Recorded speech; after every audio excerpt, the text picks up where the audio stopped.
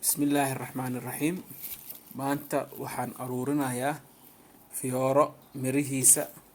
Fiyooro la dhaho hollyhock. Turkida waxay dhahaa gulhatum. Shahay ka samaystaan, laakiin waa fiyooro oo aad u qurux badan. Sidoo kale ee shinnida ee jeceshahay.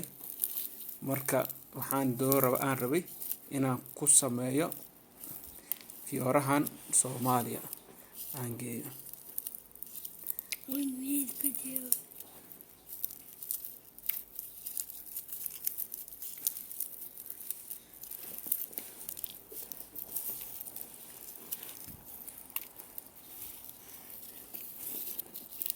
Fiyoorahan waxaan ka soo aruuriyay xaafadeyda aan lagu beeraa si zaa'id ah. Marka waxaaba lagu helayaa lacag la'aan. Sidoo kale waa la gadaa 10kii xabba waxaa la gadaa hal baan oo mirahan ka mid ah.